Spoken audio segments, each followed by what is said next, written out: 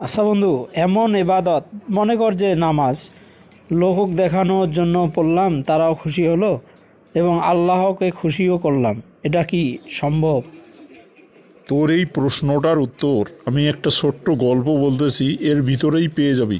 হজরত মালিক বিন দিনার রহিমাহুল্লাহ হজরত মোয়াবিয়া রাদিয়াল্লাহ তাআলা নির্মিত দামেস্কের জামে মসজিদে 1 বছর যাবৎ ইতিকাফ করেছিলেন, যাতে সবাই বিশ্বাস করে তাকে সে মসজিদ সংলগ্ন মসজিদের যে সম্পত্তি ছিল সেই সম্পত্তির দেখাশোনার দায়িত্বে তাকে নিযুক্ত করে। এই মনোবাসনা নিয়ে তিনি সর্বক্ষণ মসজিদে নামাজ ও ইবাদতে মশগুল থাকতেন। অথচ তিনি মনে মনে নিজেকে মোনাফিক বলেই জানতেন, কারণ তিনি মানুষকে খুশি করার জন্য ইবাদত করতেন। তো একদিন রাত্রে তিনি মসজিদ থেকে বের হলে শুনতে পেলেন যেন কেউ বলছে, হে মালিক, তুমি কেন তওবা করছো না? তা শুনে মালিক খুবই বিচলিত হয়ে ভাবতে লাগলেন, 1 বছর যাবৎ কপট ইবাদত করেছি, অর্থাৎ মানুষকে দেখানোর জন্য ইবাদত করেছি, ইখলাসের সাথে কিছুই করলাম না। তিনি চিন্তিত মনে অনুতাপ করতে করতে সে রাত থেকেই সরল মনে আল্লাহর ইবাদতে লিপ্ত হলেন।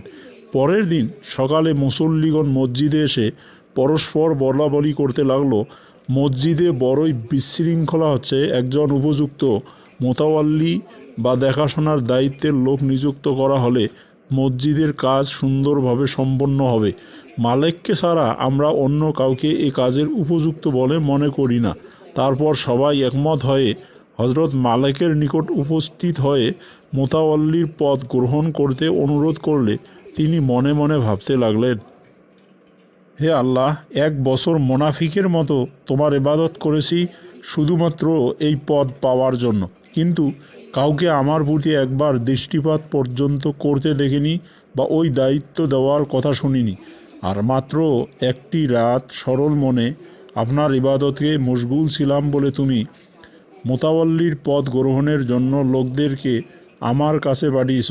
আমি তোমার রহমতের কসম করে বলছি, এখন আমার সেই আকাঙ্ক্ষা আর নেই। এসব বলে তৎক্ষণাৎ তিনি মসজিদ থেকে বের হয়ে মোতাওয়াল্লির পদ গ্রহণে অসম্মতি জানিয়ে নিজেকে নিজের রবের ইবাদতে বিলীন করে দিলেন।